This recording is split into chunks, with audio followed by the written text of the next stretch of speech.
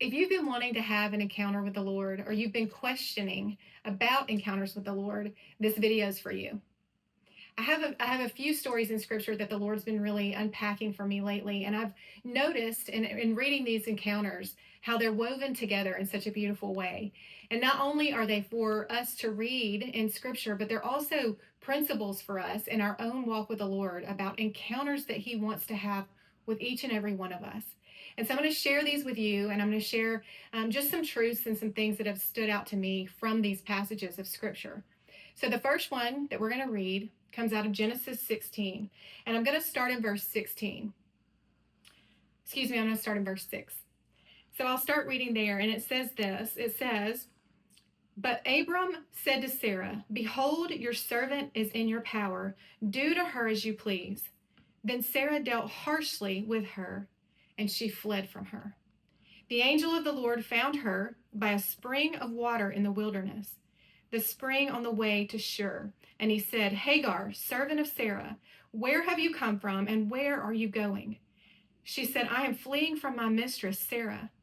The angel of the Lord said to her, 'Return to your mistress and submit to her.'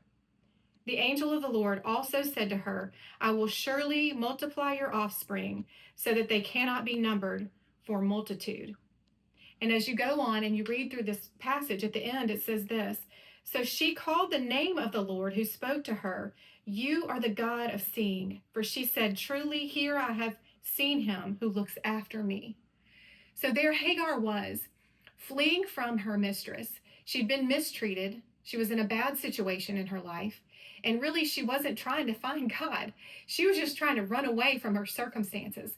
But in the middle of that, God showed up, found her, and said, "I know your situation, and I see you in it. And not only do I see you in it, but I'm going to bless you." And because of that encounter with the Lord, she said, "This is a God who sees."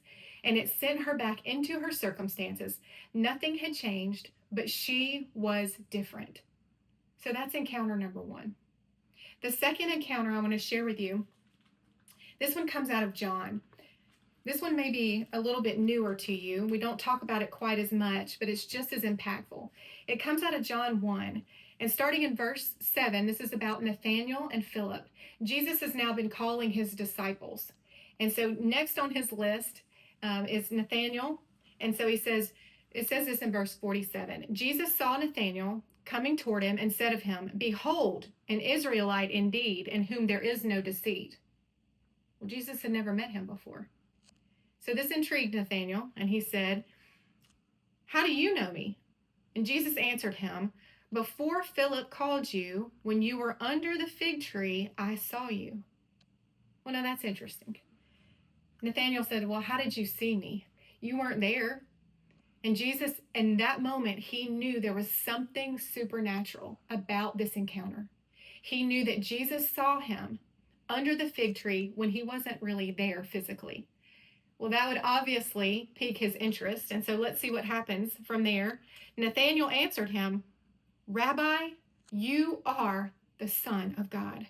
You are the King of Israel." Jesus answered him, "Because I said to you, I saw you under the fig tree, do you believe?" Basically, is that all it took? And Jesus said, "You will see greater things than these."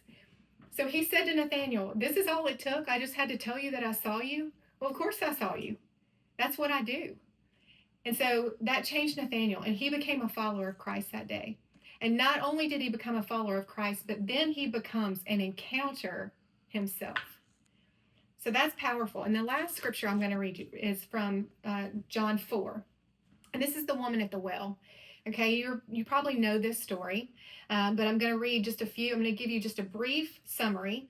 Obviously, Jesus is he's tired this particular day. He's walking through the middle of the heat of the day, and he says, "I'm just going to go over here." The disciples were going somewhere else to get food. He said, "I'm just going to go rest by this well."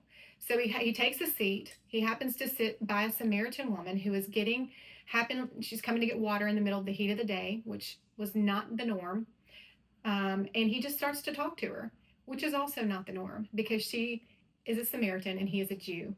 He is male, she is female. So this encounter was already abnormal from the start. He never should have talked to her, yet he did. And not only did he begin talking to her and striking up a conversation, he starts to tell her things and ask questions about her life. And so I'm going to pick up here in verse 15. The Lord has just told her, Jesus has just said, if you would have asked me for water, I would have given you living water.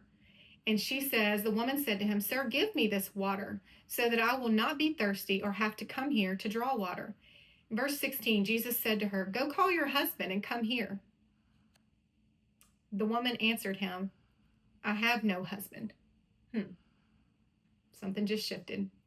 Jesus said to her, You are right in saying I have no husband, for you have had 5 husbands, and the one you now have is not your husband. What you have said is true. The woman said to him, Sir, I perceive that you are a prophet. And it goes on through there where she realizes this truly is the Messiah we've been waiting for. And not only does she encounter him, not only did he say, I know you and I see you, but now she has been transformed, and she goes and tells her entire village, and they get saved as well. So she herself becomes an encounter. And that's what I want to say to you today. The God who sees you, whether you are in the middle of a bad situation and you're broken, whether you are in the middle of just searching and seeking, or you are in a situation where your life has fallen apart and you are rejected, abandoned.